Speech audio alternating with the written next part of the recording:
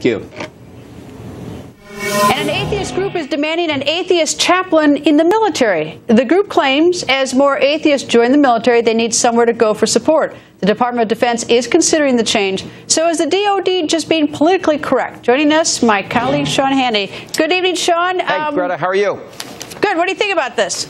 You know, I'm reading the story. A group is preparing to press the military for an atheist chaplain. You know, what I find about the left, and this becomes political for me, is that there's this intolerance towards people that have of faith, that have religions, and so we need equal time, we need fairness, we need this, and I'm thinking, we've got better things to do with our military than to appease those people that have special, unique political agendas just because they're so offended that you have a chaplain that are available for men and women that are out there fighting for their country in uniform, and faith is very important to them. They make a mockery out of it, and I think it's high time we just stand up and say enough. You know, it's almost like this whole campaign against Boko Haram.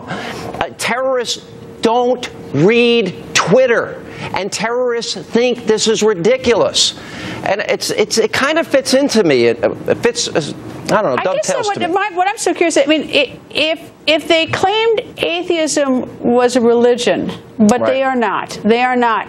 And so, if they need some place to go for help, I assume that there are lots of counselors at the Department of Defense to help them with it. I mean, I would assume so. I don't know. I'm not so sure what an atheist chaplain would do different from, for instance, a counselor. I mean, that's what I just don't understand. You're kind of making me laugh about it because by its very definition, they don't agree with a higher being. So there are psychologists available for those in the military, not faith-related, and if they have those issues, they should be able to. That should suffice for them if they needed any help or assistance.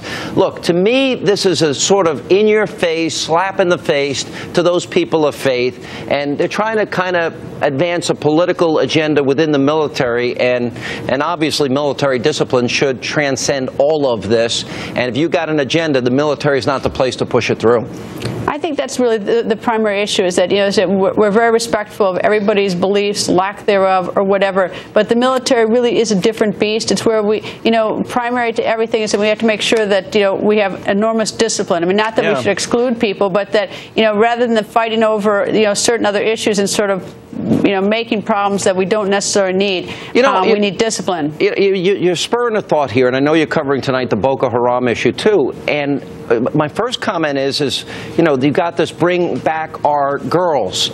Terrorists don't read Twitter, and there is an uncomfortableness. Let me tell you, I'll tell you what I think is good about that. Yeah. I think that's a lot of noise. Bring back our girls, but noise is what we all run on here, and we start talking about it. Then the White House pays attention to Capitol Hill. Oh, I think actually I may be one of the few, but I think that's a very effective way to create noise, create buzz, so that people will pay attention to it. I know your point. I get your point. You might be right on your point, but you also have to think of, well, how do our enemies view this? And I'm thinking if they do hear about it, they don't care in the least. And they're the ones that matter. You know, for example, if we really cared about Sharia law and its treatment of women, and, you know, for example, women can't drive, women can't be seen in public in Saudi Arabia without somebody that they are married to. They have the morality police. Women are stoned to death in some countries. Gays and lesbians are stoned to death. I mean, they're horrible treatment of women. They need 4 male eyewitnesses for rape. If we really cared about that, then maybe we would identify certain incidents for what they are, and that would mean the president could have, instead of apologizing in Cairo for America, could have spoken out against radical Islam. We could have called Fort Hood not workplace violence but an act of terror. We could stop using these ridiculous euphemisms like man-caused disasters and overseas contingency operations.